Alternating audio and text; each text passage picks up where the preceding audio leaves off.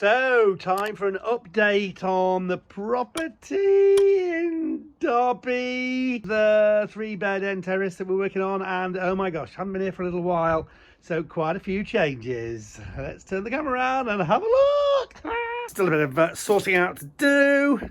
This outside bit is a little bit messy, but it starts to get really exciting when you get inside. Look at this, the bathroom. Very pleased with this. Went for these tiles. Now, these tiles you might recognise from actually the HMO in Plymouth. If you come up with a design that you like, then what's the point of reinventing the wheel each time?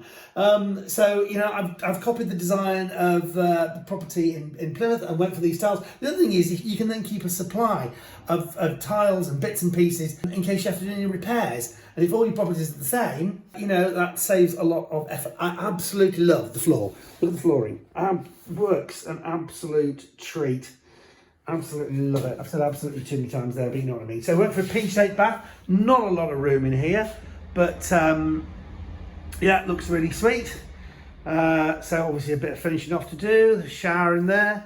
And then how about this?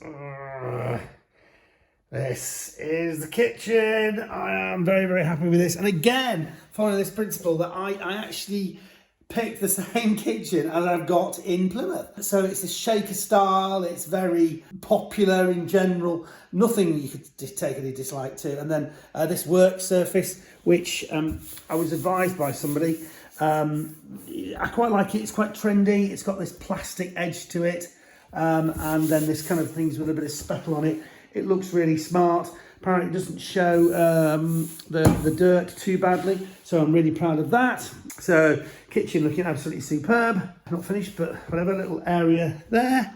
Then go through into the lounge and yeah, a bit of a difference. Rather pleased with this. So lounge, again, chose this flooring.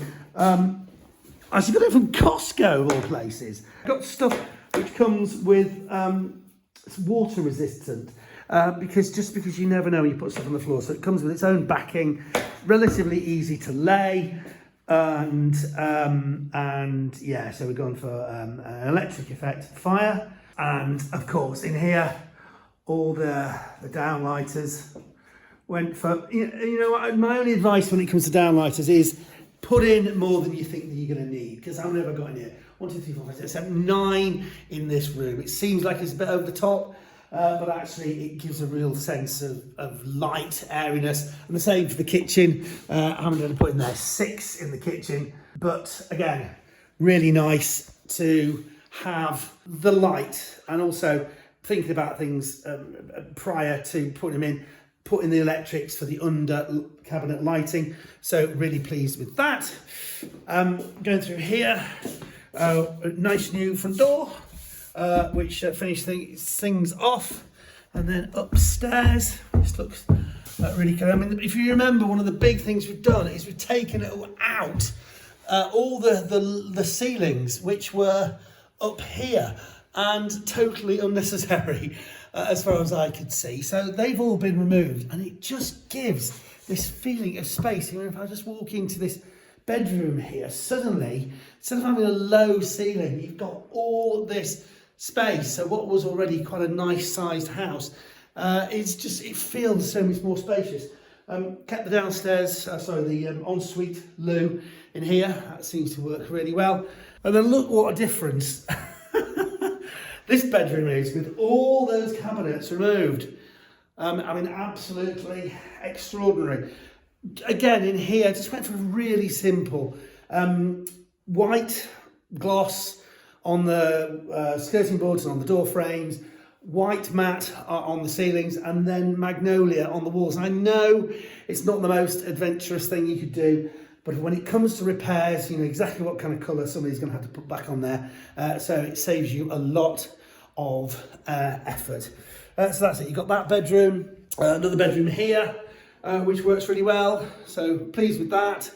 And that's it really. So if we go downstairs again, obviously I've got carpet in now. Went for this fairly reasonably hard wearing carpet. Got a lot of end of rolls, but there just happened to be enough.